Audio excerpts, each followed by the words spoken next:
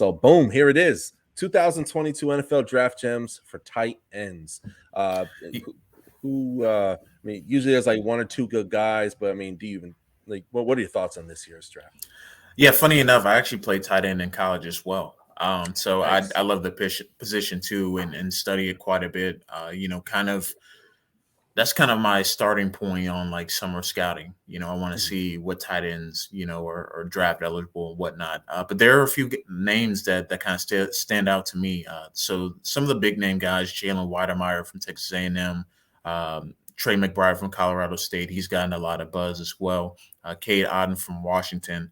Mhm. Most of the time, most of these names people have heard or heard reference in terms of the top tight end. But for me, there's one guy that sticks out kind of above the rest in terms of gems, and it is Derek Deese Jr. from San Jose State.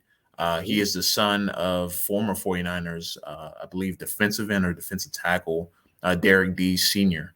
And he is someone that I found out about over the summer, and someone that has that kind of long, kind of wiry frame. He's not super Uh-huh. big, but he has become or became San Jose State's main receiver, and he plays the tight end position. And uh, they asked him to do a little bit of everything. Mhm. Run routes from the slot, run routes from single receiver side, Mhm.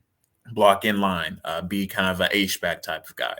Mhm. Ultimately, I do think he's going to be either a tight end 2 or tight end 3 in the league, just because he's not really a dominant blocker, and he's more of a mismatch type of player where you can get him one-on-one with a linebacker, safety in the red zone, and kind of let him work. But he has grown tremendously since 2019. So he's a guy that went to community college before he went to San Jose State. 2019, and sometimes on players like this, like deep sleepers that I try to find before someone else. I try to go back and look at their film from a couple years prior and see how they kind of transition from year to year. So with these, he came in, he played mostly receivers in his entire career. Mhm. Even I think he even played mostly receiver at community college.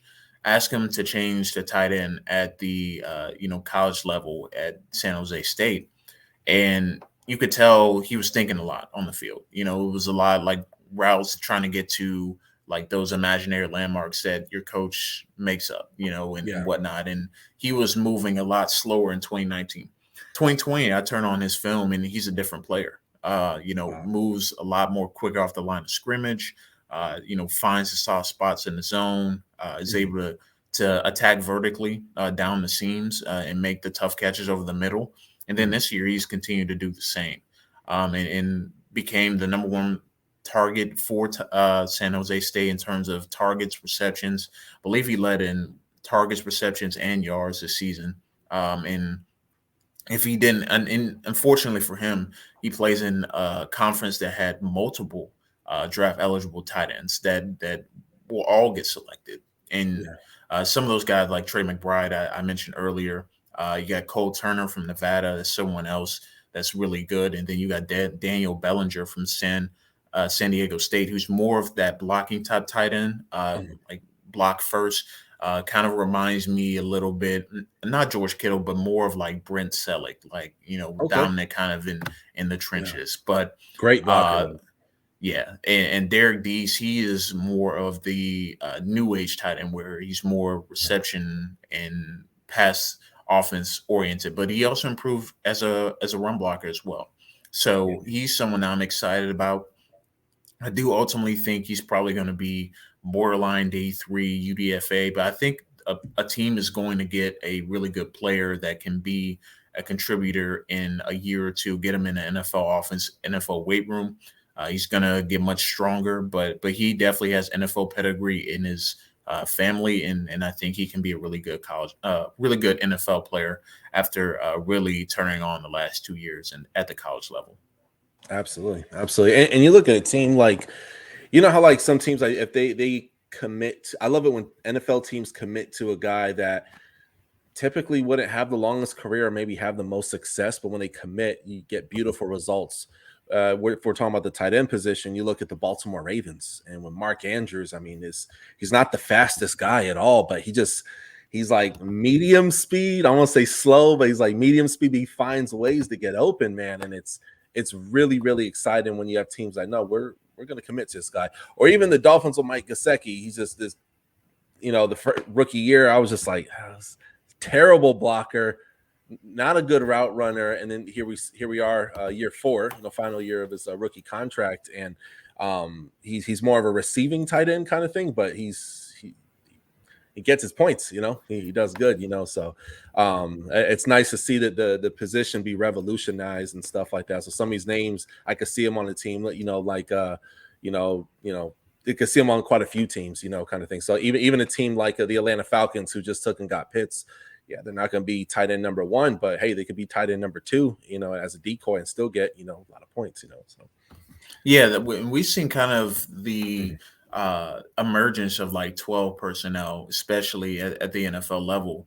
It's become more important for the run game because you need that extra blocker with 7 people in the box.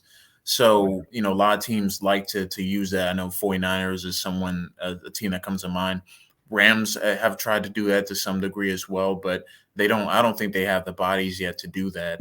The Saints like to do that. A lot of the best offensive teams in NFL use 12 personnel. And having that second tight end, I think, is just as important as having that main guy, because they give you that flexibility. You run those bootlegs, especially with the mobile type quarterbacks like the Ravens. They use 3 tight ends a lot, and so do the Titans. That helps in that play action passing game, and you also have an extra blocker sometimes too to come over and protect. So 12 personnel is definitely emerged. The tight end position is evolved so much. You don't need to be a George Kittle type of player just to be on the field. You can be schemed on the field. You can create mismatch problems.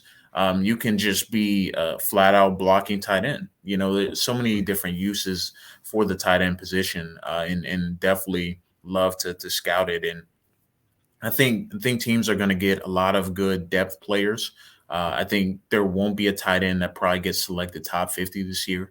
That's just my gut instinct. The defensive side of the ball is a lot deeper than it has been in past years. Plus, none of them warrant a top 50 pick because they don't really have that high-end talent. There's not going to be a Kyle Pitts in this class, or a Noah Fant, or any of those type of players. But there's a lot of players that you can fit specifically for your scheme and get the best out of them. Turn 100 for the touchdown, King Crown, gain inside, leading your town, hit you faster than the sound, bad boy, throw it down, yeah, I'm ill, not my will, don't Copperfield, fill the house, listen to the roaring crowd, drop a light, calm it down, Heisman, all the haters mouth, superhero hit them wow, packing more action than bing, boom, bam, pow, touchdown for the win, we live, subscribe right now.